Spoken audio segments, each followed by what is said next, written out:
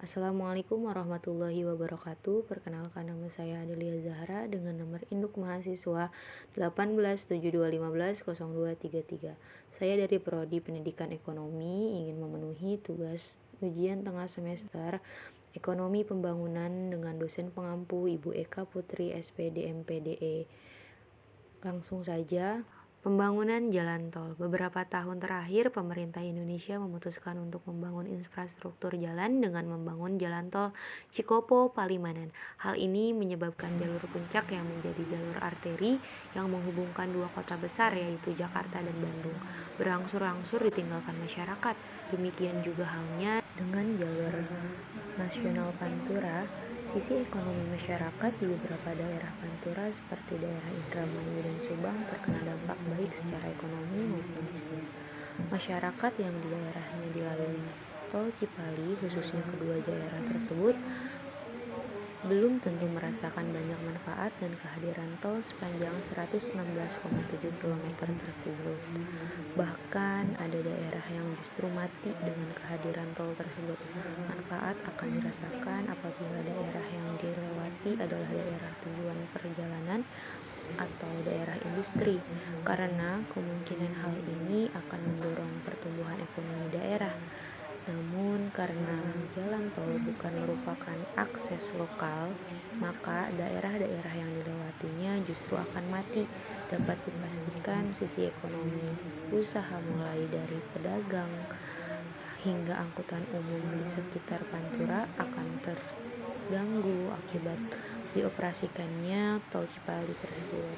Hal serupa juga terjadi bagi pengusaha rumah makan di kawasan Pantura dan sekitarnya yang kolaps akibat pembangunan infrastruktur jalan tol tersebut. Selain itu, omset SPBU yang ada di daerah sekitar Pantura terkena dampak pengurangan omset sekitar 50%. Secara pelan tapi pasti, kelompok masyarakat yang memiliki usaha mikro kecil menengah akan merasakan dampaknya dan terancam usahanya.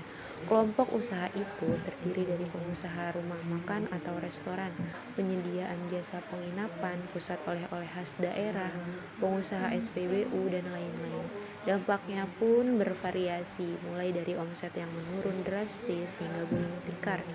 Selain pembangunan jalan tol Cipali, contoh lainnya adalah pembangunan tol Brebes Timur Gringsing yang juga memberikan dampak yang sama bagi daerah-daerah yang dilewati oleh jalan tol tersebut. Pada kasus pembuatan jalan tol tersebut, tujuan pemerintah membangun jalan tol tersebut adalah secara aspek geografi mendekatkan jarak dan memudahkan akses baik untuk masyarakat sekitar pembangunan tol maupun masyarakat yang jauh dari pembangunan tol. Adanya pembangunan jalan tol ini akan mampu memperlancar kendaraan dan arus barang atau bisa disebut keterbukaan perdagangan dengan tujuan utama tentunya pada pengembangan ekonomi.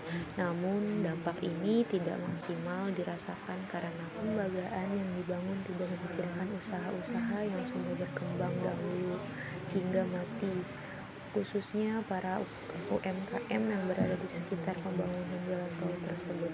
Pembangunan jalan tol oleh pemerintah tersebut tidak seutuhnya direncanakan untuk dirasakan oleh semua lapisan masyarakat.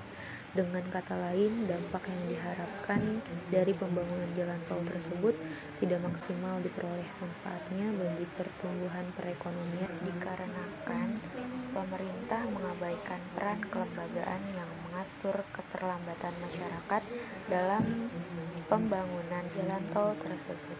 Hal ini sejalan dengan yang dikemukakan oleh Rodrik et al. Tahun 2004 bahwa kualitas dari institusi sebagai penentu utama dari tingkat pendapatan masyarakat suatu negara atau perekonomian negara. Terima kasih.